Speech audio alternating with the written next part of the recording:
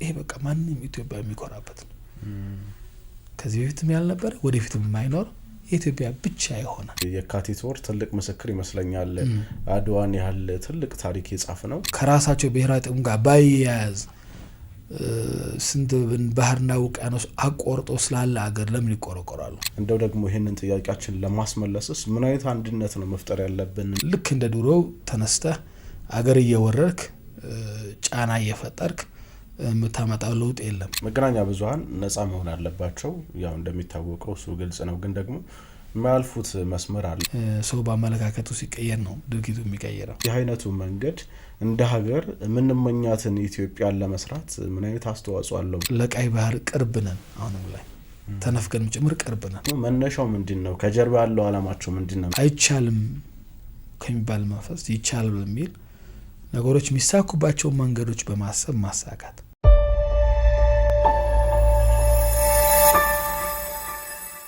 ጤና ይስጥልን የፋና ፖድካስት አድማጭ ተመልካቾች፣ ፋና ፖድካስት ለሀገር የተሰኘው ዝግጅታችን ጀምሯል።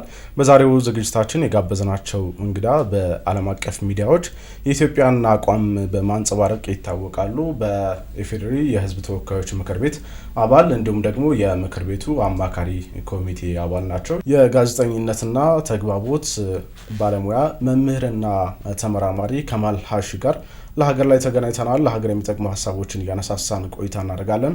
ብርሃን አበራ ነኝ። አብራችሁ እንድትቆዩ በአክብሮት ጋበዝኩ። እንግዲህ ከማል ሀሺ ወደ ፋና ፖድካስት ለሀገር ዝግጅት ላይ ለሀገር የሚጠቅሙ ሀሳቦችን ለማዋጣት ስለመጡ እጅግ በጣም አመሰግናለሁ። እኔም በጣም አመሰግናለሁ።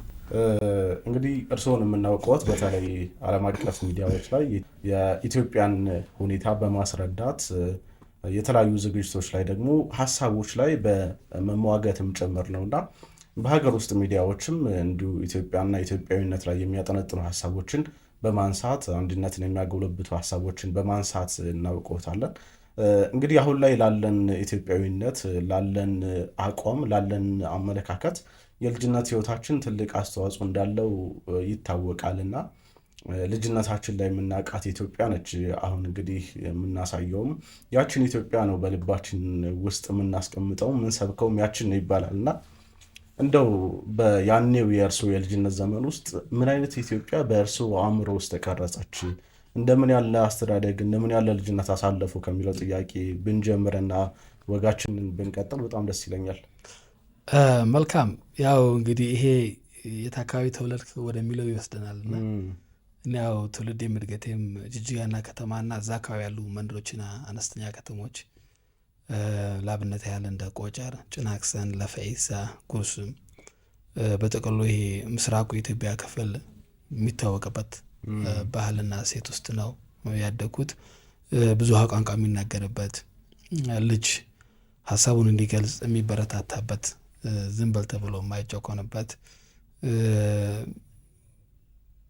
እንደ ልጅ ስትደራጅ በብሔርና በእምነት ምናምን ለየተ ሳይሆን በሰፈር አንድ ሰፈር ላይ ታውቃለህ የተለያዩ እምነት ተከታዮች አሉ፣ የተለያዩ ብሔሮች አሉና የኔ ሰፈር ያንተ ሰፈር እያልክ ኳስ የምትጫወትበት፣ አንዳንዴም ልጅ ሆኖ ጠብ አይጠፋምና ስትጣላም የኔ ሰፈር ያንተ ሰፈር ብለህ የሰፈር የልጅ ተመታ ብለህ የምትታገልበትና ይሄ የሁሉም የኔ የሁሉም ነው በሚል አመለካከት ነው ያደግኩትና ያው ነው እያደግክም ስትመጣ የምታየውና ማንኛውም ኢትዮጵያዊ ከየትኛውም ብሔር ከየትኛውም እምነት ይምጣ ያንተ እንደሆነ ነው የምታውቀውና የሱ ሴት የሱ ባህል ያንተ እንደሆነ ያንተም የሱ እንደሆነና ልዩ የሚያደርገንም ደግሞ እንደ ኢትዮጵያ ይሄ የሆነ ይሄ አይምሮን በጣም እንዲሰፋ ያደርገዋል። ከዛም ጋር ተያይዞ ደግሞ አንተ የሌላ ብሔርን ቋንቋ ስትናገር ስለሌላ ብሔር ማንም ሰው ክፋት ሊያወራልህ አይችልም። ታውቀዋለህ። የምታውቀው ማህበረሰብ ነው፣ የምታውቀው ባህል ነው። የሁሉንም ጭፈራ ስትሰማ ያንተ ነው ይመስልህ፣ የሁሉንም ሀዘን ስትሰማ ያንተ ሀዘን ነውና ይሄ መታደል ነው ብዬ ነው የማስበው በደዛ ነገር ውስጥ ማደግና ማንም ሰው ፈልጎ መርጦ የሚያገኘው አይደለምና መታደል ነውና ቤተሰብ ውስጥም ጭምር እንደዚሁ ሁሉም ቋንቋ ይናገራልና በዛ አይነት ባህል ውስጥ ስላደግኩ ይሄ ደግሞ ዛሬ ላይ በጣም ጠንካራ ለሆነ ኢትዮጵያዊነት ወይም ደግሞ አንዳንዴ የተለየ ነገር ሲገጥመን ስለ አንድነት የሚሰበከውን ነገር ሁላ በሰበካ የተቀበልኩት ሳይሆን የሆኜ ያደግኩበት ነው እና ስለዚህ ያለሁበት ስለሆነ ተቃራኒው ነው መልመድ የሚከብደኝ እንጂ ይሄኛውን ለመልመድ የማደርገው ጥረት የለም ያደግኩበት ነውና ይሄ ነው በጣም ደስ ይለኛል። ይሄ ደግሞ ከዚህ አልፎ ዓለም አቀፍ የሆነ አመለካከት እንድትይዝም ነው የሚያደርግና የሰውን ልጅ በሀሳብ እንድታከበር በማንነቱ እንድታከበር ከልዩነት ይልቅ አንድነትን እያጣጣም ልዩነትን እያከበርክ እንድትሄድ ያው ሁሉንም የፈጠረው ፈጣሪ ነው። ሁሉንም ፈጣሪ ከነ ልዩነቱ ከላይ እየጠበቀ ዝም ብሎታልና አንተ ማንህና ነህ አንተ ከሌ አንተ ከሌ እያልክ መድሎ የምትፈጥረው የፈጠረን አካል ራሱ ከነ ልዩነታችን እኮ ዝም ብሎ ትቶናልና እኛ ማንንና ከልዩነት ጋር የተያዙ ነገሮች አላስፈላጊ የሆኑ ጠበቃነት ይመስሉኛልና ይሄ ነው እንግዲህ ባጭሩ እድገቴ። ከዛ በተረፈ እንደምታውቀው ገጠራማ አካባቢ ህይወት ሁሉም ነገር አለው እንደ ማንኛውም ሰው እረኝነት ማሳለፍ ያለው እርሻ መቆፈርም ከሆነ በተወሰነ ተሳተፍ ያለው የጎረም መስክ ስትመጣ በእረፍት ጊዜ የከተማውን ህይወትን በቅጡ አውቀዋለሁና እንግዲህ ኢትዮጵያ እንደምታውቃት የገጠሩንም የከተማን ህይወት ያማከለለፍ ያለበት ነውና ይህም ደግሞ እይታን የበለጠ ያሰፋዋልና በአንድ ጎን ብቻ ሳይሆን እያንዳንዱ እይታ የገጠሩንም ማህበረሰብ የከተማ ማህበረሰብ እንድታስብ ያደርጋልና የሰው ሙሉ ባይኖርም ግን በተሻለ ሁኔታ ሙሉ የሆነ አመለካከት ችግርንም ለማቋቋም ውጣ ውረዶችንም ለማየት የሁለቱንም ማየት ስታይ ሁለቱም የራሱ የሆነ ባህሪ ስላለው የተሻለ ዝግጁ ያደርጋል ብዬ አስባለሁ። ይሄ ነው ባጭሩ። ሁሉም አካባቢ እኮ አስተዳደጋችን ከሞላ ጎደል ተመሳሳይ ነው አይደለ? ኢትዮጵያ ውስጥ ጎረቤት የጎረቤቱን ልጅ ያሳድጋልና ጎረቤቶቻችንን እንደ ቤተሰብ ሁሉ ቆጥረን ያደጋል። ይሄ ደግሞ መቻቻሉም አንዱ ለአንዱ ማሰቡ መተዛዘኑ መተባበሩ ላይ ትልቅ አስተዋጽኦ ያለው እንደዚህ አይነት መሰረት የሚጣልበት ይመስለኛል። ነው በጣም እስማማለሁ። ያ ነው እንደምታውቀው ልጅ ሆነ በጣም ብዙ የሚገርሙ ነገሮች እኮ አሉ። ለምሳሌ አሁን ልጅን ማስገረዝ ጭምር እኮ ጎረቤት ለአባትና ለእናት ሳይነገር እኮ ከልጆቹ ጋር ቀላቅሎ የሚገርዝበት ሀገር ውስጥ ያለ ነው። እንዴ እንትናም ልጅ ይምጣ ብሎ ማለት ያለው የባለቤትነት ስሜት በጣም ነው የሚገርመው። ልክ አሁን በምዕራቡ ዓለም እንደተለመደው ፕራይቬሲ የግል ጉዳይ ተብሎ እስከ ጥግ ሄደ ሳይሆን ያከ ልጅ የኔ ልጅ ነው ተብሎ ወላጅ ያለ የጎረቤት አባቱ ወይ እናት ትምህርት ቤት አብሮት ሄዶ ተቀባይነት ያገኛል። አይ አባቱ ካልመጣ አትባልም እና በጣም ጥግ የሆነ ማህበረሰባዊ ትስስር ነው ያለና ይሄ ልዩ ውበት ልዩ መታደል ለማንም ኢትዮጵያዊ እንዳልከው እስማማለሁ። እርስዎን እንግዲህ ቅድም መግቢያ ላይ እንዳነሳሁት የተለያዩ ዓለም አቀፍ ሚዲያዎች ላይ እንግዲህ የኢትዮጵያን ሀሳብ ሲያንጸባርቁ እናውቀውታለንና እነዚህ ሚዲያዎች ብዙ ጊዜ ገለልተኛ አይደሉም፣ ወገንተኝነት አለባቸው በሚልም ደግሞ በርካታ ትችት ይነሳባቸዋል። እርስዎ እንግዲህ በቅርበት ያውቋቸዋል። የተለያዩ ኢትዮጵያን አቋም ይዘው ተከራክረዋል፣ ዲቤት አድርገዋል፣ ሀሳቦች ላይ ተወያይተዋልና እንደው በእውነትስ ወገንተኝነት ይታይባቸዋል ወይ? እንደዚህ አይነት ነገር እስካለ ደግሞ መነሻው ምንድን ነው? ከጀርባ ያለው ዓላማቸው ምንድን ነው የሚለውን ነገር ብናነሳ በጣም መልካም ነው። እንግዲህ አሁን ይሄ ጥቅል ስላለው ወደ ሚዲያ አመለካከት ያመጣናልና እንደምናውቀው ማንኛውም ተቋም ያለ ዓላማ አይቋቋምም እና ሁሉም ሚዲያዎች አንድ አይነት አቋም አንድ አይነት ዓላማ ያራምዳሉ ብሎ ማሰብም የዋህነት ነው የሚሆነው እና ቢቻል ወይም መሆን ያለበት ሙያ የሚመክረው ለፈለጉት ዓላማ ሚዲያዎች ይቋቋሙ በሆነ ጉዳይ ላይ የሆነ አቋም ማራመድ ሲፈልጉ ሚዲያዎች አይደለም አቋም ያራምዱት፣ አቋም ያላቸውን አካላት ወይም ግለሰቦች ሀሳብ ነው ሚዛኑን በጠበቀ መልኩ ለህዝብ ማቅረብ ያለባቸው፣ ፍርዱን ለህዝብ ነው መተው ያለባቸው እና ይህንን ሚዲያ የተለያዩ ሀሳቦችን ሚዛናዊ በሆነ መልኩ በማሸራሸር ሚዛናዊ ሀሳብን ህዝብ ሲሰማ ህዝብ የራሱን አቋም እንዲወስድ ነው የሚጠበቀው። ለግን በዛ በተቃራኒ ብዙ ሚዲያዎች የራሳቸውን አቋማ የራሳቸውን አጀንዳ ሴት በማድረግ ለራሳቸው አቋምና ለራሳቸው አጀንዳ የሚያደላውን አካል የበለጠ ሽፋን በመስጠት ንግሮች ወደዛ እንዲበዙ በማድረግ ህዝብ ወይም ተመልካች የተሳሳተ ድምዳሜ እንዲይዝ የሚያደርጉበት አጋጣሚ አለ እና ይሄ ያው አብዛኛው የምናየው ሚዲያ ተጽዕኖ ላይ የሚያሳድር ነውና ሚዲያዎች ደግሞ እንዳሉበት ሀገርና እንደሚመሯቸው ሀገራት ፈንድ እንደሚያደርጓቸው አካላት ለዛ ዓላማ መጠምዛቸው አይቀሬ ነው። እኛ ባለንበት በምንለው እንግዲህ በአፍሪካ አህጉር ላይ እና አደገን በሚሉ ሀገሮች ላይ ምን አይነት ልዩነት አለ፣ ስለኛ ምን አመለካከት አለ፣ ምን ይታሰባል፣ ከቀኝ ግዛት ጀምሮ ምን ሲካሄድ ነበር የሚሉ ነገሮችን ሁላ ዝርዝር አድርገን ባንሄድባቸውም ማንም ሰው የሚያውቀው ነው። እነዚህ ሁላ ነገሮች አሁን ልክ እንደ ድሮው ተነስተህ አገር እየወረርክ ጫና እየፈጠርክ የምታመጣው ለውጥ የለም። ወይ ደግሞ ግልጽ በሆነ ቋንቋ ይህን ካላረክ ይህን አደርግልሃለሁ እያልክ የምታደርገበት ጊዜ እያለፈ መጥቷል። ስለዚህ አሁን ላይ ያለ ሶፍት ፓወር እና ሚዲያን በመጠቀም የሆነ አካል የሆነ ሀገር ላይ የሆነ አመለካከት የበላይነትን እንዲይዝ ያ አመለካከት የበላይነት በመያዙ ደግሞ የራስ የሆነ ጥቅም ማስጠበቅ ሁኔታ ይታያል እና ዓለም አቀፍ ምላቸው ሚዲያዎችም ሁሉን ባንል ከሞላ ጎደል የዚህ ሰለባ መሆናቸው አይቀርም። እንደ ኢትዮጵያ ደግሞ ያለች ሀገርና ትልቅ ታሪክ ያላት ትልቅ ስም ያላት ለማደግ ብዙ እድል ያላት ምናልባት እድላችንን በመጠቀም ሌብል ላይ ክፍተቶች ቢኖሩ ነው እንጂ ለማደግ የሚያበቁ ነገሮች ሁላ ባሉበት ላይ ለእድገትም ነው በጣም ጥሩ ጥረት በሚደረግበት ሰዓት ላይ እንደዚህ አይነት የመሰሉ ጥቃቶች አይቀሬ ነው የሚሆኑት የማጠላሸት ስራዎችና ስለዚህ ያው እኛ መቆጣጠር የምንችለው የእኛ ሚዲያ ነው። እነሱ የራሳቸው ሚዲያ ይይዛል።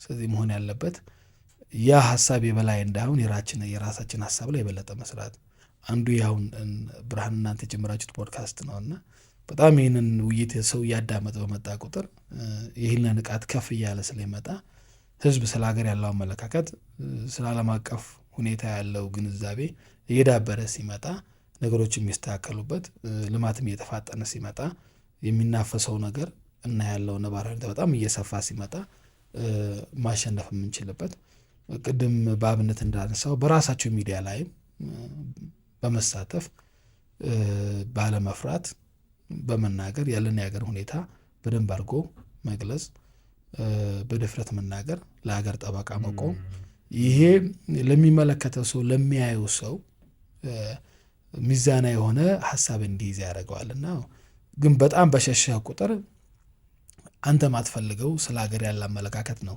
የበላይነትን እየያዘ የሚሄደውና የሚጠቅመው መሸሽ ሳይሆን በእነሱ ሚዲያ ውስጥ ገብቶ ተጋፍጦ የሀገርን አቋም እና የሀገርን ነባራ ሁኔታ ማስጨበጥ ማሳየት በዛ ልክ ደግሞ ልክ እኛ ደግሞ ሀገር ውስጥ ያሉ ሚዲያዎች ደግሞ ለሀገር ውስጥም ትክክለኛ የሆነ መረጃ እንዲደርስ አሁን የተደረገ ያለው ጥረት ቅድም እናንተ እንዳነሳሁት የሚቀጥልበት ከዚህም አልፎ ደግሞ ዓለም አቀፍ ተጽዕኖ ያላቸው ሚዲያዎችም እንዲዳብሩ ማድረግ እንደምታውቀው አሁን በቅርቡ የተጀመረው ፐልስ ኦፍ አፍሪካ አለና እንዲህ ነገሮች እየቀጠሉ ቢሄዱ ቁጥር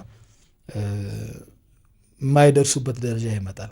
ከዛ በላይ ይተውሃል ይሄ ነው የሚሆንና ግን ሚዛናዊነትና ላይ ስላለባቸው ጥያቄዎች ብዙ ምሳሌዎች ማንሳት እንችላለን። እንደምታውቀው በባለፉት ዓመታት ከለውጡ በኋላ አገራችን እንደ ሀገር ብዙ ውጣ ውረድ ውስጥ በገባችበት ሰዓት ላይ የተከሰተው ነገርና የሚዘገብበትን መንገድ ስታየው አይደለም ለተማሪውን ባለሙያ ለሆነ ሰው ማንኛውም ሰው ራሱ በቀላሉ የሚያውቀው ነውና ይሄ ነው የምለባቸው። ስለዚህ የሆኑ አካላት የበላይነታቸውን ለማረጋገጥ የሚጠቀሙበት መሳሪያ እየሆነ ነው እንደዛ ብሎ ማስቀመጥ ይቻላል። ብዙ ጊዜ እኮ ስናይ እነዚህ የዓለም አቀፍ ተጽዕኗቸው ትንሽ ከፍ ያሉ ሚዲያዎች ላይ መገናኛ ብዙሃን ላይ አፍሪካ የምትሳልበት መንገድ አለ፣ ሌሎቹ ሀገራት ደግሞ ሌሎቹ አህጉራት የሚሳሉበት መንገድ አለ። ሁሌ አፍሪካ ውስጥ ችግር፣ ሁሌ አፍሪካ ውስጥ ድህነት፣ ደስ የማይሉ ነገሮች ናቸው እንግዲህ የሚታዩትና ዶክመንታሪ ላይ እንደውም የሚነሱ ሀሳቦች አሉ አይደለ? ብዙ ጊዜ ዝቅ አድርጎ የማሳየት አሁን አፍሪካ ውስጥ እኮ ቢሆን እንደው እኛ ሀገርም ያሉትን ለውጦች ማንሳት እንችላለን አይደለ? ከተማ ውስጥ የሚሰሩ የኮሪደር ልማት ስራዎች እነዚህን መልኮች ማሳየት አይፈልጉም በሚልም እኮ ይተቻሉ አይደለ? እውነት ነው። ያ ደግሞ ተመልሶ ወደኛም ይመለሳል። የኛ ባህል እንደምታውቀው የበለጠ ትህትና ጨዋነት የተሞላበት እንደዚህ ነኝ እንደዚህ ያለኝ ብለህ ማሳየት ጨዋ እንዳልሆነ የሚታይበት የተወሰነ እንዲህ አይነት ባህልም አለብን። አንተ ያልኮራህበትን ነገር ማን ሊኮራበት ይችላል የሚለው ነገር ደግሞ እዚህ ጋር ማንሳት እንችላለንና አይተህ እንደሆነ ያደጉ ሀገራት ላይ እያንዳንዱ በየቀኑ የሚያዩትን ኢቨንት የማርነቅ ከፍ አድርጎ የማሳየት ባህላቸው በግለሰብ ደረጃ ራሱ የማስተዋወቅ ምን ማለት እና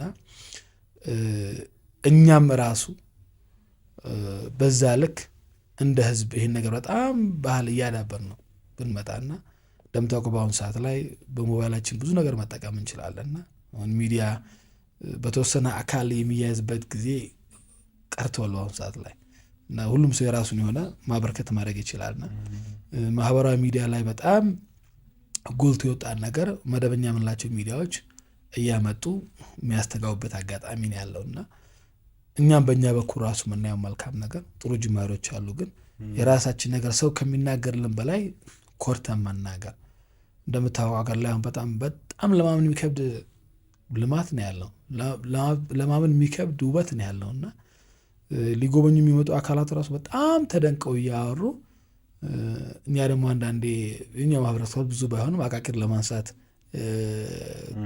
ከምናየው መልካም ነገር ይልቅ አቃቂር ለማንሳት ምን ሄድበት አጋጣሚ ያለና ይሄ ወደ ተስፋ ወደ ብሩህ ነገሮችን መልካም ነገር ስናይ ማነቅ ማውራት የሚለው ላይ እኛም ላይ የበለጠ መስራት አለበት፣ መበረታታትም አለበት። ያን ጊዜ የበለጠ የኛ ዶሚኔት እያደረገ ሲመጣ ባላንሱን ይፈጥራልና እንደምታውቃቸው አንዳንድ ሚዲያዎች ኔጌቲቭ ነገር ወይም ደግሞ አሉታዊ የሆነ ነገር በመዘገብ ግጭትን በመዘገብ ነው የራሳቸው የሆነ መለያ ያደረጉት። ስለዚህ እነሱ አፈንፍነው የሚይዙት ሰው ደንግጦ ምን ተከስተ ብሎ የሚያዳምጠውን ነገር ስለሆነ የኛም በጎ ነገር በዛ ልክ ላይ ያስተጋቡ ስለሚችሉ እነሱ የሚያስተጋቡትን አሉታ ነገር በበለጠ ደረጃ በሚሸፍን ደረጃ እንዲሆን በጣም በሰፋ ሁኔታ እኛ መሳተፍ አለብን።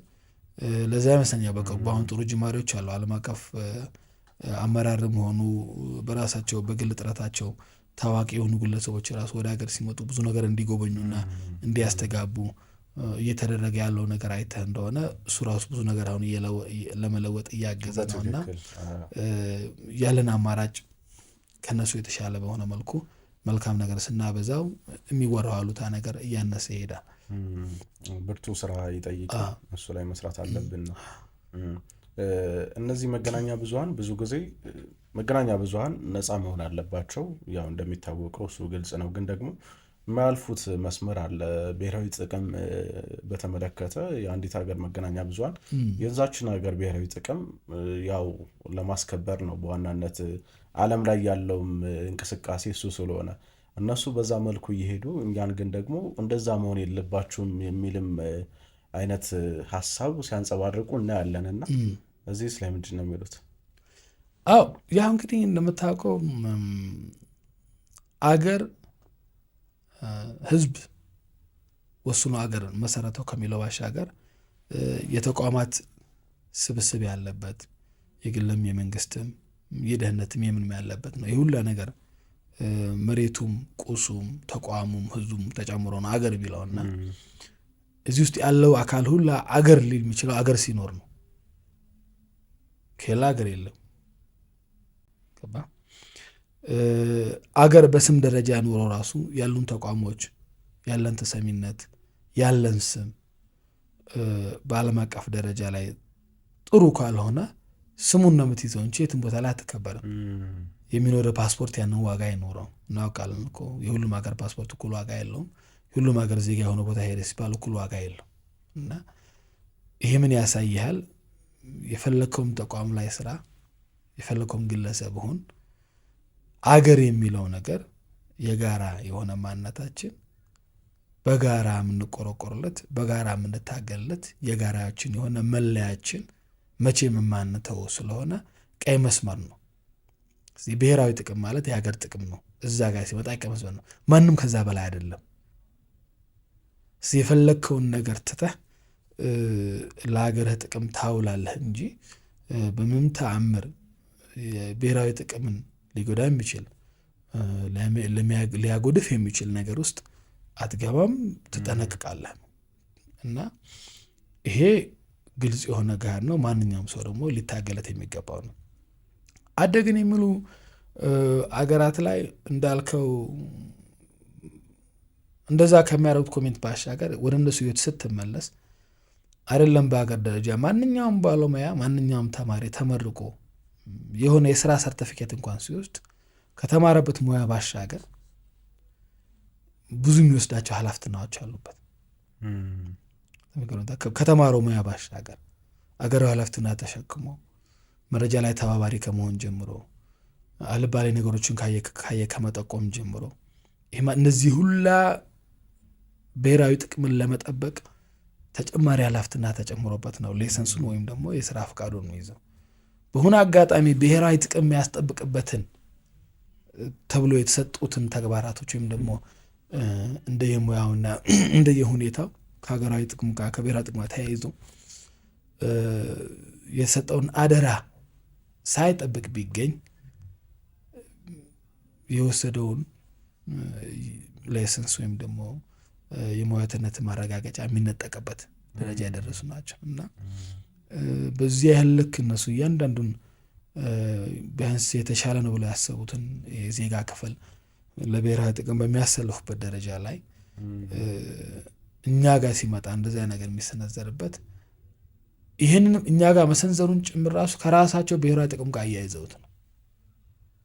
አንዳንዴ የእነሱ የበላይነት ብቻ ሁሌ በመረጋገጡ ብቻ የብሔራዊ ጥቅማችን ይጠበቃል ብለው ያስባሉ እንጂ እኮ ያለ ምክንያት እኮ አይደለም። ከራሳቸው ብሔራዊ ጥቅም ጋር ባያያዝ ስንት ባህርና ውቅያኖስ አቆርጦ ስላለ አገር ለምን ይቆረቆራሉ? የሚያያዙት ነገር እኮ ስላለ ከዛ የሚጠቀሙት ነገር በደንብ አለ። ግን ማንም እንደዚህ ብሎ በገልጾ አያወራም ያናለ እና ሀገራት ዛም ይመስለኛል ጥቃቅን ነገሮችን አጉልተው የሚያሳዩ እና ሀገራት ብሔራዊ ጥቅማቸውን ለማስጠበቅ ባህርና ውቅያኖስ እያሻገሩ ለሀገራቸው ይጠቅማል ያሉትን ነገር የሚያስነውርም ቢሆን ጥያቄ የሚያስነሳ ቢሆንም ከመፈጸም ባለመንታት ሲንቀሳቀሱ እኛ ደግሞ ሀገራችን ውስጥ ባለንበት ሰዓት ላይ ለብሔራዊ ጥቅማችን መወገድ ላይ ያቅተን አይገባምና ይሄ በጣም ማንኛውም ሰው አጥብቆ ሊይዞ የሚገባና በልቡ ሊይዞ የሚገባ ነገር ነው። አገር በልቤ ነች፣ በእርሶም በልቤ ነች። አሁን እየተወያየን ነው። አንተም በራስ ዘርፍ ሆነ ነው የምታወያየኝ፣ እኔም በራስ ዘርፍ ነው የማወያየህ። የተለያየ ስምሪት ላይ ሀገርን ጥቅም በማስጠበቅ ልንንቀሳቀስ እንችላለን። በተንቀሳቀስንበት መንገድ ላይ በይና በአንተ ማሉ ዩኒት ነው ላንስማማ እንችላለን። ነገር ከሀገራዊ ልዕልና ጋር ከብሔራዊ ጥቅም ጋር የተያዘ ነገር ሳነሳለህ ወይ አንተ ስታነሳለኝ ሁለታችንም ቀይ መስመር ነው እናውቅና ያዝነውን ድሮፕ አድርገን ለዛ ነው የምንወግነው ማለት ነው። ስለዚህ በየትኛውም ዘርፍ በየትኛውም ሙያ ላይ ያለ ሰው ሁሉ የራሱ ተጨማሪ የሚወስደው ኃላፊነት አለው ነው። እውነት ነው። ያ ነው ዛቤ ነው ማስበው። በትክክል እንግዲህ እስኪ ደግሞ ስለ አንድነት ጥቂት ሀሳቦችን እናንሳ። አንድነት ያው ሊሰጠን የሚችለው ሊያጎናጽፈን የሚችለውን ኃይል የሚታወቅ ነገር ነው። ይሄ እንደው ምናልባት የካቲት ወር ትልቅ ምስክር ይመስለኛል። አድዋን ያህል ትልቅ ታሪክ የጻፈ ነው አንድ ስለሆነ ነው። በአንድነት ስለዘመትን፣ በአንድነት ስለወጣን፣ በአንድነትም ስላመን እሱን መንፈስ ይዘን ስለተዋጋን ነው እንግዲህ ይህንን ድል ያገኘ ነውና በቅርቡም ታላቁ የህዳሴ ግድብ ላይ የሰራ ነው ስራ ያስመዘገብነው ውጤት ለዚህ ትልቅ ማሳያ ይመስለኛል። ስንተባበር ምንም ነገር ማድረግ እንደምንችል በግልጽ እንደው በቅርበት ያሳየ ነው። ለሌሎች ሀገራትም ደግሞ ትምህርት ጭምር መሆን የቻልንበት ይመስለኛልና ይህንን አንድነታችን ለማጠናከር ቅድም ሲነሳ እንደነበረው አንዳንድ ኃይሎች አንድ ከሚያደርጉን ሀሳቦች ይልቅ እንደው ክፍተታችንን እየፈለጉ ጥቃቅን ልዩነቶቻችን ያጎሉ በሚጓዙበት ወቅት ያን ለመቀልበስ እና ሁሉንም ደግሞ አካታች የሆነ ለሁሉም የሚያስማማ ገዢ ትርክትን ለመፍጠር የመገናኛ ብዙሃን ሚና ምን መምሰል አለበት? በጣም ጥሩ። እንግዲህ እንዳልኩ መገናኛ ብዙሃን በጣም ትልቅ መሳሪያ ነው። መሳሪያ እንደምታውቀው ሲፈልግ ያጠፋል፣ ሲፈልግም ደግሞ ከአጥፊ ኃይል ያድናል፣ የሚያጠፋን ኃይል ይመታል። እና ይህ ማለት ወደ ፈለከው ነገር ልታውለው ትችላለህ ነው። እና የሰውን ቀልብ መግዛት ማለት ቀላል አይደለም። ከድርጊት በፊት አመለካከት ይቀድማል። ሰው በአመለካከቱ ሲቀየር ነው ድርጊቱ የሚቀየረው። በሀሳብ የሆነ ነገር መወሰን አለበት የሆነ ተግባር ከመተግበሩ በፊት እና መገናኛ ብዙኃን ደግሞ ያላቸው ትልቅ ሚና ሀሳብ ላይ ነው። ገዢ የሆነ ትርክት፣ ገዢ የሆነ ሀሳብ ትናንት ላይ ያሉ ችግሮችን በማረም ለነገ የሚጠቅመን ነገር ላይ ህዝብ የጋራ የሆነ ሀሳብ እንዲኖረው በማስረጽ ላይ ትልቅ የሆነ መሳሪያ ነውና አንድነትን ለማምጣት ደግሞ በዚህ ዙሪያ ላይ ቢሰራ በጣም ትልቅ ነገር መስራት ይችላልና አንድነት የሚለውን ነገር ደግሞ ወደ ኢትዮጵያ ስናመጣው አንተም እንዳነሳው ለምሳሌ አድዋ እንግዲህ ዛሬ ስንት ዓመት የተከሰተ ክስተት ነውና ዓለም እንደ ዛሬ ስለ አንድነት ጥቅም ባልተረዳበት ሰዓት ላይ አሁን ዓለም ትንሽ መንደር ሆናለች ነው የሚባለው። ሁሉም ቦታ ላይ ሰው በህግ በስርዓት እየተመራ እየተያያዘ ስለሚኖርና በጣም የኃይል የበላይነት ነውር ባልሆነበት ጊዜ ላይ ወሮ መዝረፍ፣ ወሮ ማሸነፍ፣ ወሮ መቀበል በጣም የተለመደ ልማድ በሆነበት ሰዓት ላይ ነው እንግዲህ ኢትዮጵያኖች ተባብረው ማንም ሀገር ባላረገው ሁኔታ ወራሪን ኃይል ታግለው ያሸነፉት። ይሄ ከነሱ በፊትም ያልተከሰተ ወደፊትም አይከሰት ነው። ይሄ ለኢትዮጵያ ብቸኛ ነው ልዩ የሆነ ክስተት ነው። ያውም ደግሞ የከለር ልዩነት ባለበት ሰዓት ላይ እኛ ያለንን ከለር ያላቸው ሰዎች እንደ የበታች እንደ ተጨቋኝ እንደ ችግር ተሸካሚ ምን ነገር የማይጋፈጡ ካስፈለገም ከሰው በታች የሆነ ክብር የተሰጣቸው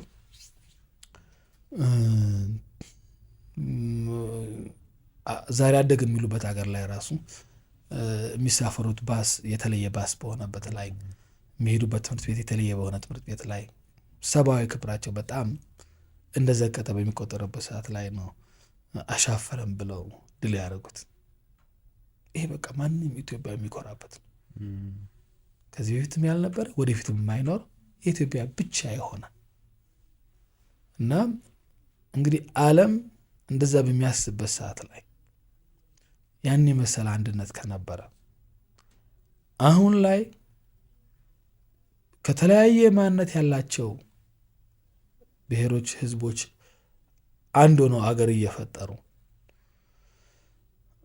ህግና ስርዓት እየዳኘን ልዩነታችንን እያከበርን አንድነታችንን እያጣጣምን ስንተባበር ስናብር ትልቅ ቦታ እንደርሳለን ብለው አገራት በተመሰረቱበት ሰዓት ላይ ከዛም አልፎ ደግሞ አገራት ደግሞ ሌላ የትብብር ትስስር እየፈጠሩ በየቡድን እየሆኑ ለብዙ ጥቅም እንዲህ አይነት ትስስር በሚፈጥሩበት ሰዓት ላይ እኛ ጋር ያለው አንድነት ጥያቄ ምልክት ውስጥ እንደገባ አድርገው የሚንቀሳቀሱ ኃይሎች ከነሱ የመጣ እንዳልሆነ ግልጽ ነው።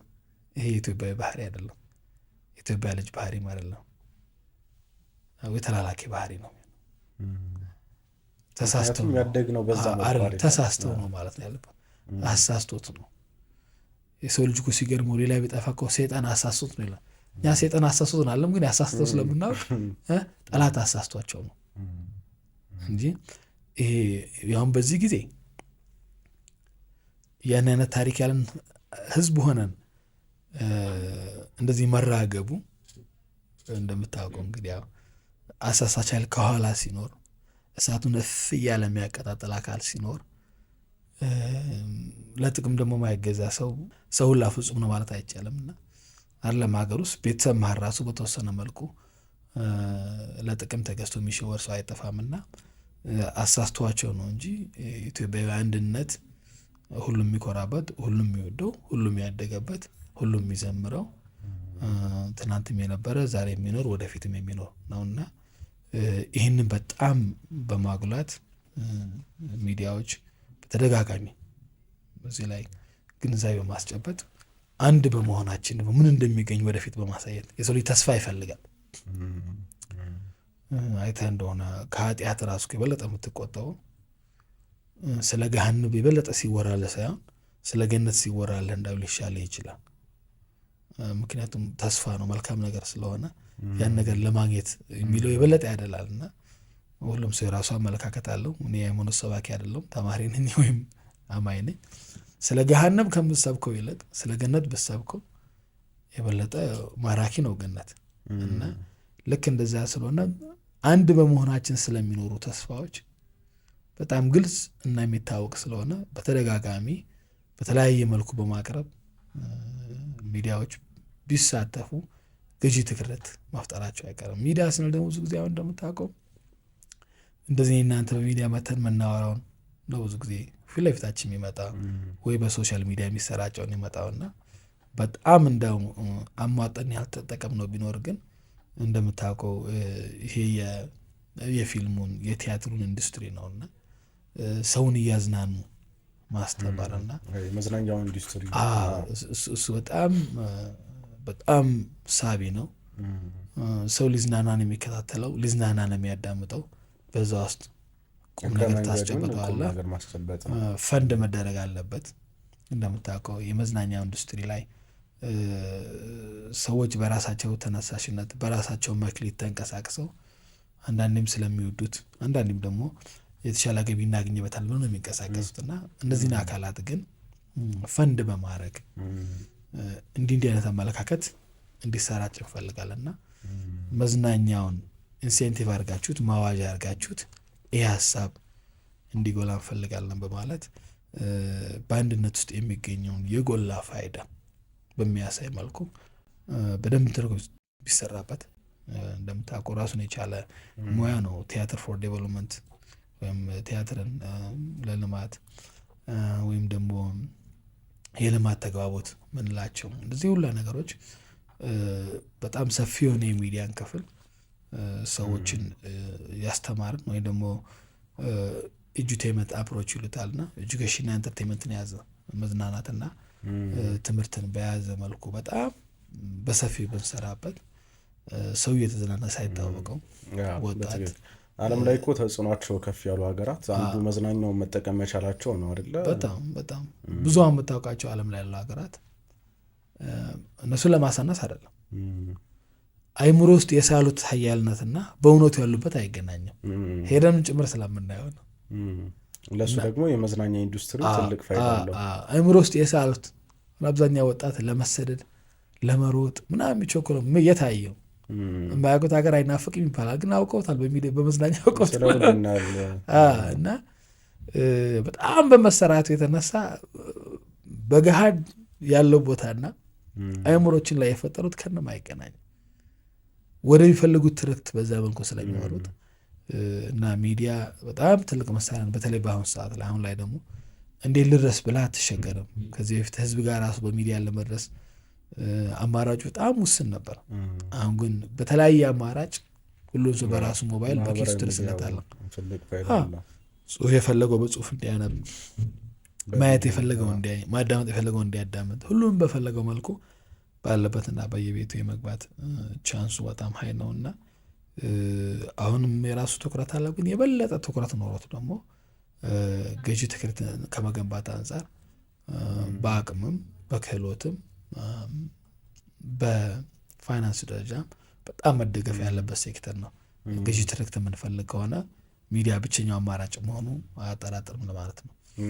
አሁን እንደው ማህበራዊ ሚዲያው ላይ የሚጮሁት ነገሮች ጎልተው ይታያሉ እንጂ መሬት ላይ ያለው በኢትዮጵያ መካከል ያለው አንድነት አሁንም ቢሆን እጅግ ጠንካራ መሆኑን ግልጽ ነው፣ የሚታወቅ ነገር ነውና ይሄ እንደው በድጋሚ ማንሳት ካስፈለገም ህዳሴ ግድቡ ላይ ያየነው ሌላ ታሪክ ነው አይደለ? ትብብሩ በጣም ጠንካራ ነበርና የአይነቱን ትብብር አሁን እንደ ሀገር ያነሳነው ጥያቄ አለ።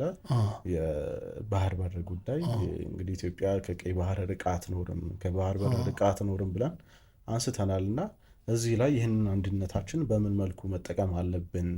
እንደው ደግሞ ይህንን ጥያቄያችን ለማስመለስስ ምን አይነት አንድነት ነው መፍጠር ያለብን የሚለውም ጉዳይ ላይ ትንሽ ሀሳብ አንስተን ብናልፍ።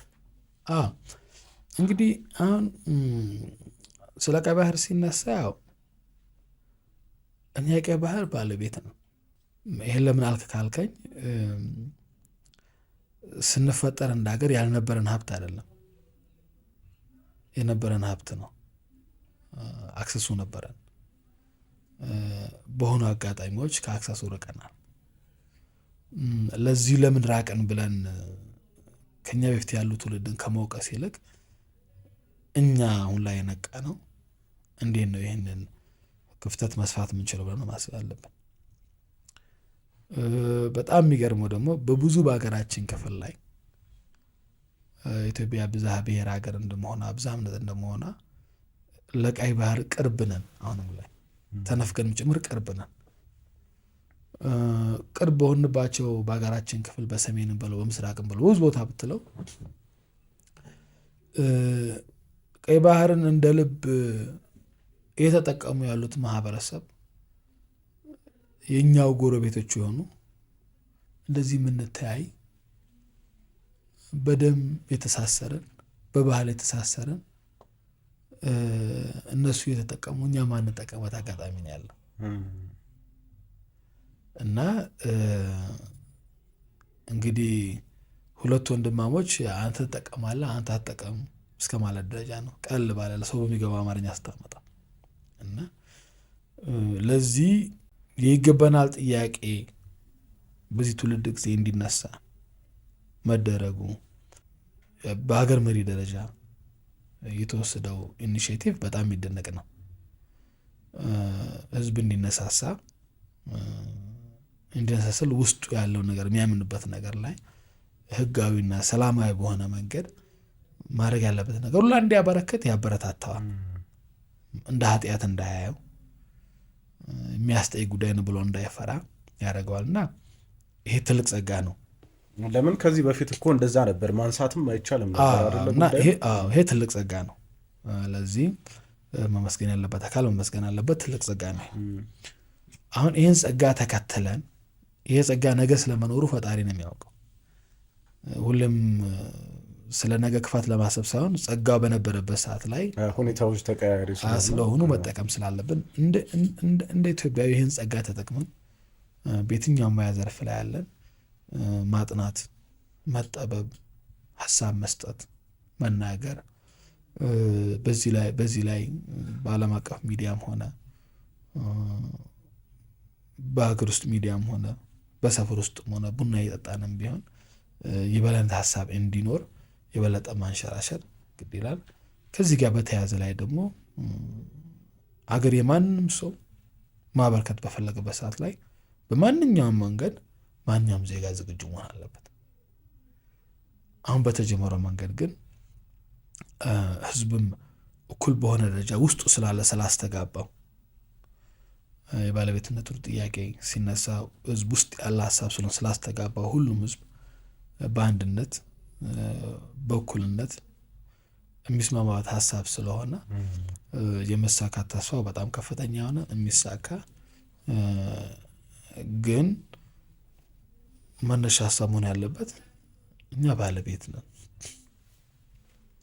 ባለቤትነታችን መለሰን ለማረጋገጥ ግን በመግባባት ሰጥቶ በመቀበል ብናረገው ተብሎ የተነሳው መንገድ ምክንያቱም በሁሉም በኩል ያሉት ህዝቦች አንድ አይነት ህዝቦች ስለሆኑ የዛም ጉዳት የኛ ጉዳት የኛም ጉዳት ለነሱ ጉዳት ስለሆነ ከኛም ደግሞ ከሀገር ብዙ መጠቀም የሚችሉ ነገር ብዙ ትሩፋት ስላለ ይሄ ያልታያቸውን የጎረቤት አካላት ማንም ሰው ሀሳቡን ደጋግሞ ባነሳ ቁጥር ከዛሬ ነገ በተሻለ የሚረዱበትና ፍጹም ሰላማዊ በሆነ መልኩ እኛም ጥቅማችን እናስጠቅበት ጊዜ ይመጣል። ለዚህ ግን እንዳልከው ትልቁ መነጋገሪያ ሚዲያ ነው። የዲፕሎማሲ የምኑን የመንግስት አካላት እንደይዘርፋቸው አሉበት።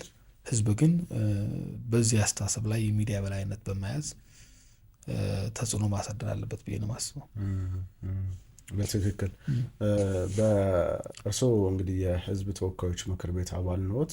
በተመረጡበት አካባቢ የተለያዩ የልማት ስራዎችን ሲሰሩ እናያለን እና እንግዲህ በተለይ በውጭው ዓለም ከሚኖሩ ኢትዮጵያውያን ከዲያስፖራው ገንዘብ በማሰባሰብ የተለያዩ የልማት ስራዎችን ይሰራሉ። ብዙ ጊዜ ችግሮችን እናያለን፣ የልማት ጥያቄዎችን እናነሳለን። ግን ደግሞ በተግባር በዚህ መልኩ መስራት ያለውን እድል አይቶ አስተባብሮ የልማት ስራዎችን መስራት ብዙም የተለመደ አይደለም። በእርግጥ የተለያዩ አካባቢዎች ላይ እንደዚህ አይነት ስራዎች እንዳሉ እናውቃለን። ዜጎች በራሳቸው ተነሳሽነት ሰዎችን ማስተባብረው ይሰራሉና እርሶም ደግሞ ይህ አይነት ስራ ላይ ሲሰሩ አይተናል።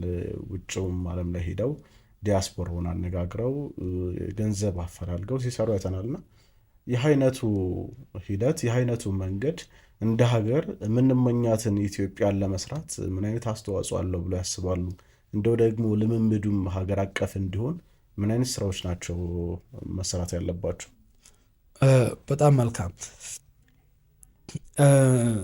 ወደዚህ መልስ ከመምጣቱ በፊት ያው የህዝብ እንደራሴ መሆን የሚለው ነገር ላይ እና ስላለው ስልጣንና ስለ ጥጉ ከዚሁ ርዕስ ጋር ያዤ ማንሳት እፈልጋለሁ። እና ህዝብ ሲመርጥ ህዝብ አለህ ማለት ነው። አንተ ህዝብ ተወካዮችን ህዝብ እጅህ አለ።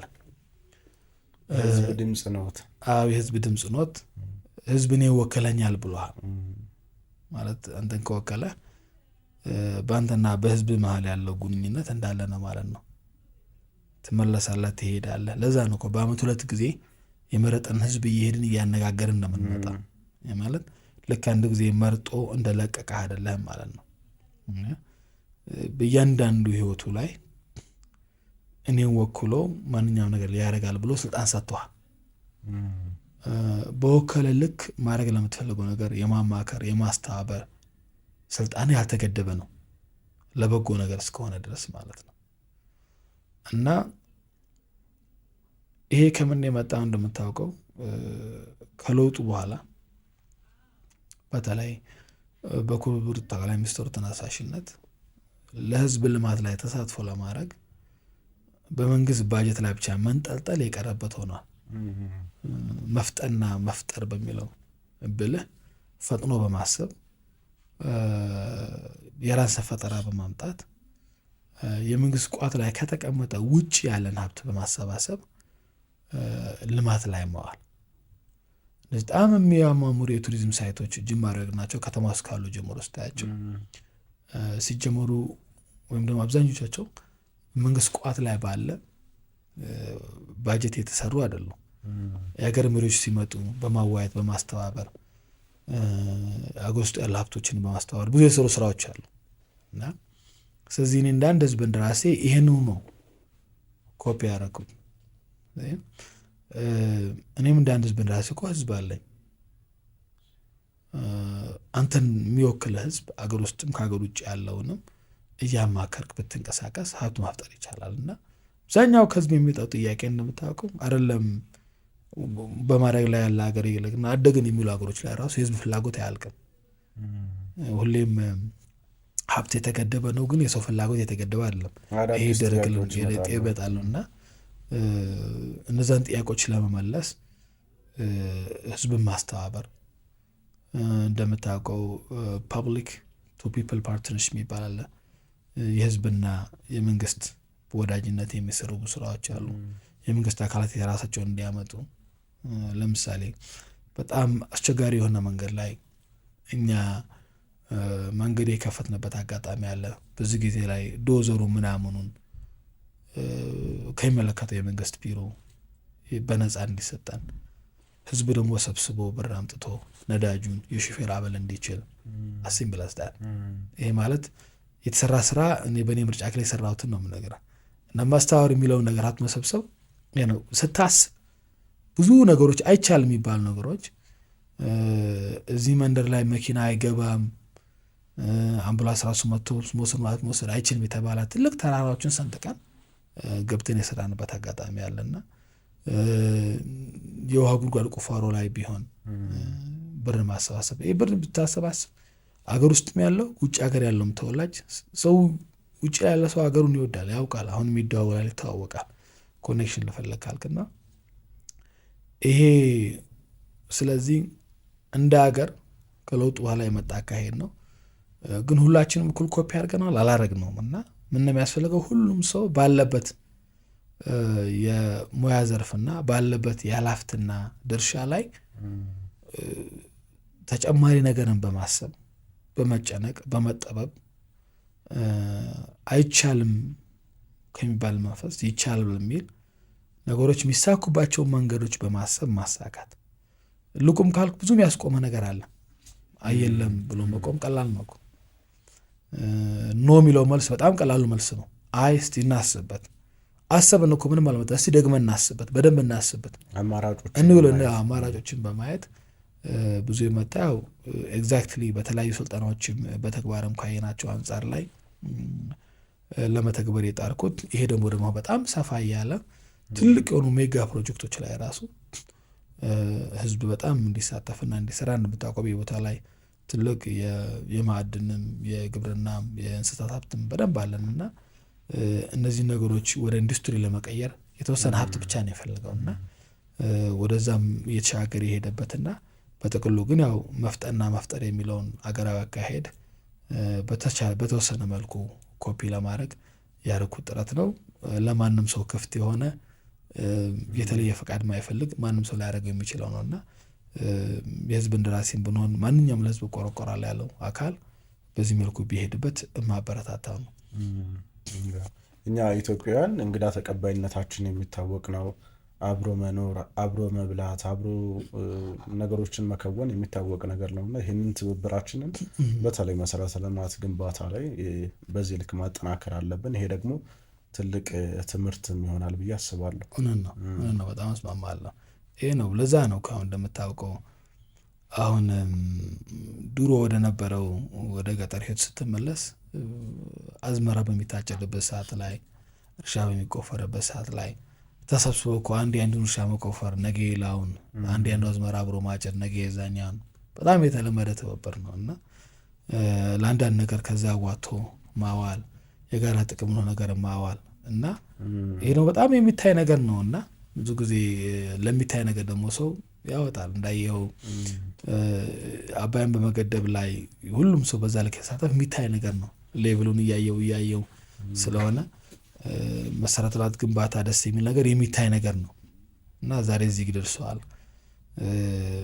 የሕክምና ተቋም ከሆነ ይሄ ያልገብታል ይሄ ቀርቶታል ሂደቱን የሚከታተላሉ ለውጡንም ደግሞ ያዩታሉና በሌላ መልኩ ስታየው ደግሞ እንደምታውቀው እንግዲህ አብዛኛው ኢትዮጵያዊ ፈርሃ ፈጣሪ ያለበት ሀገር ነው። አብዛኛውም ሁሉም እንደ ራሱ የራሱን እምነት የሚከተልበት ቤዛ ማስራትም ሰደቃም ዘካም የተለመደበት ሀገር ስለሆነ እነዚህ ሁላ ነገሮች ለህዝብ ጥቅም ሲመጡ ሰው ከፈጣሪ ምን እንዳገኛለ ብሎ የሚሳተፍበትና የሁላ ነገር እናስተባበር ካልነው ልንጠቀምበት የምችል በእጃችን ያለ እድል ነው ብዬ ነው የማስበው። ያው እሴቱ አለን ስነ ቃሉ አባባሉ እኮ እንደዛ እኮ ነው አይደል? ድር ቢያበር አንበሳ ያሰር ነው። እውነት ነው እንደዛ ነው። ስለዚህ እሱን መጠቀም አለብን በአግባቡ። እንደዛ ብዬ ነው የማስበው። ያው እንደው ግን አሁን በተለይ በውጭ ሀገር የሚኖሩ ኢትዮጵያውያንን ስናስብ ዲያስፖራው ማህበረሰብ በሀገር ግንባታ ሂደት ውስጥ ያለው ተሳትፎ ምን አይነት መሆን አለበት? ብዙ ጊዜ ዲያስፖራው ከሀገር ከወጣ በኋላ ማህበራዊ ሚዲያ አሁን ቀላል ስለሆነ ነገሮችም እሱ ላይ ብዙ ጊዜ ማህበራዊ ሚዲያውን ለጥሩ ነገር የሚጠቀሙበትም አሉ። በአንጻሩ ደግሞ እንደው መለያየትን አንድነቱን ለመሸርሸር የሚጠቀሙበትም እንዳሉ እናውቃለን እና ስለዚህ በውጭ የሚኖረው ኢትዮጵያውያን በሀገር ግንባታ ሂደት ውስጥ አንድነትን በማምጣት ትብብርን ከፍ በማድረግ ሂደት ውስጥ ምን አይነት ሚና ነው መጫወት ያለበት? ያው አሁን እንግዲህ አንድ በጣም የሚገርም ነገር ዳያስፖራ ማህበረሰቡን አይተህ ከሆነ በየትኛውም ሀገር ክፍል ላይ ብታይ ግማሹ ከሀገሩ ፓስፖርት ለመላቀቅ ፕሮሰስ ላይ ያለ እና የዛን ሀገር ዜግነት ለመውሰድ መፈራገጥ የያዘ ነው። እዛም ብዙ ምክንያት እያነሳ እና እዛ ሀገር ላይ ዜግነት ሆኖ ሴትን ለማድረግ እየጣረ ያለ በተወሰነ መልኩ የተወሰነ ስራ ፍቃድ ኖሮት እየተሯሯጠ ያለ ነው። ይሄ ማለት እንግዲህ ሌላ ሀገር ነው ያለው እንጂ እስካሁን ዜግነቱ ኢትዮጵያ የሆነ ማለት ነው። ሌላው ደግሞ ከዛ ሁላ ውጣ ውረድ አልፎ በቀጥታ ሆነ በቀጥታ ደግሞ ዜግነቱን ያረጋገጠ ደግሞ ዜጋ ነው። ግን ፓስፖርት ላይ ደግሞ ከየት እንደመጣ በግልጽ ቁጭ ይላል። የሀገሩ ስም አይላቀቅም ማለት ነው። የትውልድ ቦታ ኢትዮጵያ ከሆነ ኢትዮጵያ፣ ኬንያ ከሆነ ኬንያ እየተባለ ነው የሚጻፍለት እና አገር ቤት ላይ ካለ ዘመድ አዝማድ ባሻገር የአገር ቤት ማንነቱ መቼም ከሱ አይላቀቅም እና እዚህ የቆየው ትውስታ ባሻገር የትም ቦታ የትም ደረጃ ላይ ቢደርስ ስሙ ሲጠራ ኦሪጂኑ ወይም ምንጩ መጠራቱ አይቀርም። ምንጩ የተሻለ የኑሮ ደረጃ ላይ ያለ አገር ቢሆን ከምንም በላይ የሚኮራው የሚደሰተው ያ ዳያስፖራ ነው እና ምንጩን በሰደበ ባቋሻሸ ልክ ደግሞ የበለጠ ደግሞ አንገቱን ኮሰስ አድርጎ የሚሄደው እሱ ነው። ያለበት አገር ላይ ራሱ ከየት እንደመጣ ጠንቅቆ ያውቀዋል እና የተነሳህበት ቦታ መልካም ስም ባለው ቁጥር ያንተም ስም ከፍ የሚልበት አንተም ብትመጣ ደስ የሚል ለዛ ነው እኮ ዳያስፖራ ቢሮ በክልልም በፌዴራል ደረጃ ኖሮ ነው እኮ የምናስተባብረው። ለዛ ነው ብትመጣ በሰብታዊ ብትሳተፍ ይህ ማንነት ነው አይቀር የሆነ ማንነት ነው እና እንዳልኩ በተለይ በብዙ ስቴቶች ቅድም በተናገርከው ላይ ያው የሀገር ሀብት ማሰባሰብ ላይ ዳያስፖራው አገር ውስጥ ኢንቨስት እንዲያደርግ በነበረኝ በአሜሪካ ቆይታ ብዙ ስቴቶች ላይ ህዝባዊ አይቻለሁ እና በቅርቡ ፈጣሪ ካለ ካናዳም እንግሊዝም ሌሎችም ሀገሮች ላይ ዝግጅቶች አሉ። ከተሳካልን ሄደን የምናደርግ ይሆናል። ጥሩ ዝግጅቶች አሉና ህዝቡን ስታወያየው አገር ያለን ይመስል እንዳ ስለ ሀገሩ መረጃ ስለሚያሳስበው እዚህ ካለው በላይ በደንብ ያዳምጣል። ስለሚያሳስበው እዚህ ካለው በላይ አንዳንዴ የሚያዳምጠው እንግዲህ አሉታ ወሬ የሚያሰራጩትን ከሆነ ያን አሉታ መረጃ ነው የሚይዘው። ጆሮውን ካላስተካከለ ምንም ማድረጋችን። ስለ ሀገር እውነታው የሚያወራ የሚያዳምጥ ከሆነ ደግሞ እሱን ነው የሚያዳምጠው፣ እሱን ያውቃል። ግን የሚሰማው መረጃ አሉታም ሆነ አውንታ ግን ስለ አገር ጉዳይ ኮንሰርን ናቸው። አሳስቧቸው በጣም ነው የሚያወሩት፣ በጣም ነው ደስ ብሏቸው የሚወያዩት። ይህ ትልቅ እሴት ነው። ከፍሬ ነገሩ ምንድን ነው? ስለ አገር የምንቆረቆር ከሆነ ስለ አገር የምናስብ ከሆነ ይህን ኃይል ወደ ምን ብናዞረው ነው የሚጠቅመን ነው? ወደ ልማት ብናዞረው፣ ምንጫችንን የተሻለ ወደ ማድረግ ብናዞረው፣ እንደ ዳያስፖራ ማህበረሰብ የእነሱም ስም ከፍ ይላል፣ የሀገር ስም ከፍ ነው የሚለው። ያለበለዛ የሀገሩን ስም ዝቅ ባረገ ቁጥር እዛው አጠገቡ ያለ ሰው ነው። ሁሉም ሀገር ላይ እኮ ስደተኞች የሚሄዱበት ሀገር ላይ እናውቃለን እኮ ስም አለ እኮ። ዜጋ ነህ ስትባል እንደዚህ እንደዚህ ነህ ይባላል። ቀጥላ ስሟ አለች እኮ እዛ ንጹህ ሆነህ የተወለድክ ካልሆንክ በስተቀር የሀገር ስም እኮ አብረሃት ትቀጥላለች። እንደዚህ እንደዚህ እንደዚህ እንደዚህ የተባለች ስለምትቀጥል የሚቀጠልህ ስም የምትኮራበት ነው፣ የምታፍርበት መሆን አለበት የሚለው በአንተ ተሳትፎና በአንተ አንደበት ላይ የተመረኮዘ ነው። ስለዚህ እንደምናውቀው ሰው ገመና ደብቋለ እንደሚኖረው እንኳን ሌላ ቀርቶ የቤትን የጓዳ ነገር እንኳን ታወራለህ እንዴ? ታወራም እኮ። ይህን ስል እንዳው እንደዛ የሚያሳፍር ገመና አለም ብዬ ሳይሆን አለም ይሄ ተፈጥሮ የለገሳትን ውብ ኢትዮጵያ ትቀርና እብን እንኳን ማትወዳቸው ነገሮች ካሉ በዛ ልክ ደብቀ በጎ በጎ ነገር እያወራ የሀገራቸው አምባሳደር መሆን አለባቸው። የሀገራቸው ልማት ላይ መሳተፍ አለባቸው። ይሄ ክፍተት ሁሉም ቦታ ላይ ያለ ነገር ስለሆነ መሳተፍ አለባቸው። የሆነ ጊዜ እንደሚመለሱ ማሰብ አለባቸው። ለምክንያቱም ሰው ተሰዶ ሄደው እኮ ፎሬቨር ነው ብለው ራሱ ሊያስቡት አይገባም። ኢኮኖሚ ጥቅም ሊሆን ይችላል፣ የግል ፍላጎት የኑሮ ዘይቤ ሊሆን ይችላል። ኢትዮጵያ ግን አሁን የጀመረችው ጉዞ ሄድንበት ከሚሉበት አገር ጋር የተሻለ የሆነ ህይወት የምትገኝበት ምድር እንድትሆን ነው አሁን የተጀመረው ጉዞ። የዚህ ጉዞ አካል ሆነው እንመለስበታለን። ምንጫችን ብቻ ሳይሆን የሆነ ጊዜ ወደ ምንጫችን እንመለሳለን። አሁን መመለስ ጀመረናል ብለው መመለስ የሚጀምሩበት ጊዜ እናውቃለን። በምን ያህል ብር እዛ ኢንቨስት እንደሚደረግ እዚህ በምን ያህል ብር ኢንቨስት እንደሚደረግ እናውቃለንና አሁን ላይ ሰው መመለስ መጀመር ያለበት እዛ ያለው ደግሞ እዛ ሆኖ እያገዘ የተወሰነ ጊዜ እመለሳለሁ እያለ ትልቅ አገር አለችኝ፣ ከትልቅ አገር ነው የመጣሁት፣ አገር የሚገባትን ትልቅነት በማረጋገጥ ጉዞ ውስጥ የራሴን አሻራ አሳረፌ እኔም ደረቴን ነፍቼ የምኖርበት አገር አለኝ፣ ወደዛ እመለሳለሁ ብሎ ነው ሰው ማሰብ ያለበት። አሁን ለምሳሌ ኢትዮጵያዊ ዜግነቴ እኔ ልሳሳት ይችላል፣ ልታረም ይችላል። ግን የምንነጠቅበት ምንም ምክንያት ነው የማውቀው የለም።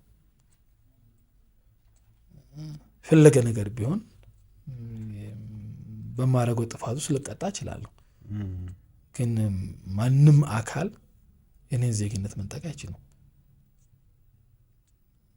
እንደምታውቀው ሌላ ሀገር ሄደ ዜግነት ስትወስድ ግን መነጠቅ ቢያሉላ ነገር አለ። እሱ የያዝከው ዜግነት የሚነጠቅበት ምክንያቶች ባሉበት ቦታ ላይ ሆነ እንዴት ምንጭህን ትሰድባለህ? እንዴት ምንጭህን በሰማኸው የተሳሳተ መረጃ ታራግባለህ? እና ቅድም እንዳልኩ ሀገር ውስጥም የተሳሳቱ ኃይሎች እንዳሉት ውጭም ላይ የተሳሳቱ ኃይሎች አሉ።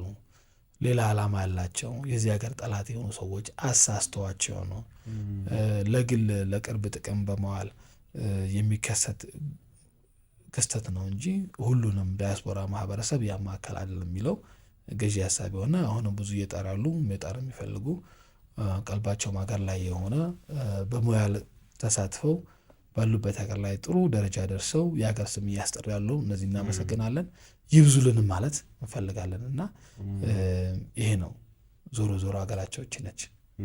የማይነጠቅ ፓስፖርት ያለው እዚህ ነው። ስለዚህ ይህንን ያስምሩበት። የሄዱት ላለመመለስ አይደለም ለመመለስ ነው የሚለው ሀሳብ መያዝ አለበት። ለልጆችን ማውራት ያለብህ ነው ዛኬር ልንመለስ ነው፣ ለጊዜው ነው እዚህ ያለ ነው። ግን መሞቻችንን መቀበሪያችንን መኖሪያችንን ሀገራችን ነው ብሎ ከታሰበ የሀገር ተቋቋሪነቱ ከፍ ስለሚል ብዙ ነገሮች ሊስተካከሉ ይችላሉ ብዬ ነው የማስበው። ሀገር ስትኖር ክብርህ፣ ስትሞት መቃብርህ ነች ይባላል። እውነት ነው። እሱን አእምሯችን ውስጥ ሁሉም ማስቀመጥ አለብን ብዬ አስባለሁ። እውነት ነው። ትክክለኛ ቆላ ነው። እንደዚህ አይነት ጊዜ ለኛ ሰው አፌ ቁርጥ ይበል የሚለው በጣም ቆንጆ ብለሃል። አሁን የዲያስፖራ ማህበረሰቡንም እንደው ህዝቦችንም ማስተባብሮ በልማት ስራዎች ውስጥ እንዲሳተፉ ማድረግ በዘላቂነት በሀገር ግንባታ ሂደት ውስጥ የኔነት ስሜት እንዲኖር ከማድረግም አንጻር አስተዋጽኦ ያለው ይመስለኛል። ምክንያቱም እንደኛ ሀገር ብዙ ጊዜ የልዩነቶቻችን ምንጭ የሆኑ በአንዳንድ ኃይሎች የሚጠቀሙበት ታሪክን ነው አይደለ?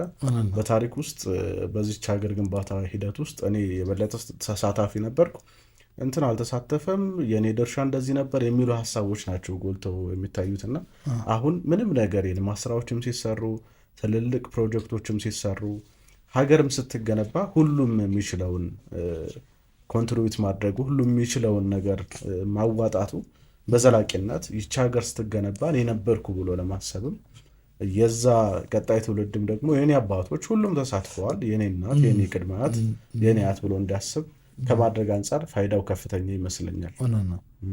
ነው። እዚህ ላይ ትንሽ ነገር ካሉ ያው እንዳልኩ እንግዲህ ምን መሰለህ ያው አንድ ሆኖ ከሞት አይቀሬ ነው። መቼ እንደሆነ አታውቀው።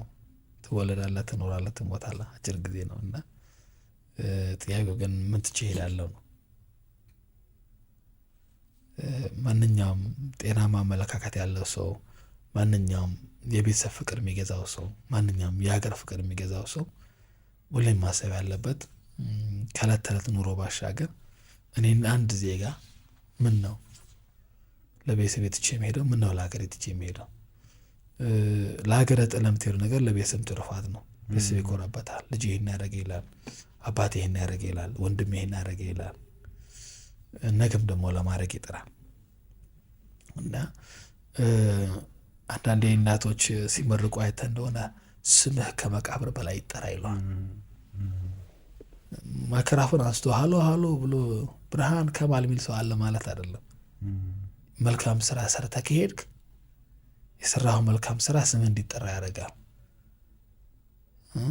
አክሌ የገነባው ነው እና አክሌ የገነቡት ነው እና አክሌ እንደዚህ ያደርጉት ነው ይባላል። እና ይሄን በማሰብ ስማችን ከቀብር በላይ በመነሳቱ የቀጣይ ዓለም ህይወታችንን ያስተካክላል፣ የዚህ ዓለም ህይወታችንን ያስተካክላል። እና እኔ እንዳዜጋ ለሀገሬ ምን አደርጋለሁ፣ ምን ትቼ እሄዳለሁ ብሎ በየቀኑ የሚያሳስበን ከሆነ የምናበረከተው ነገር አይጠፋም። ለዛ ነው እንደ ግል የምታደርገው ነገር ከሌለ ደግሞ ያን ጊዜ ከማጋ ልተባበር ብለህ እንደየ አካባቢ ከሚቀርብ ሰው ትጀምራለህ። ይሄ ነው እየሰፋ የሚሄደውና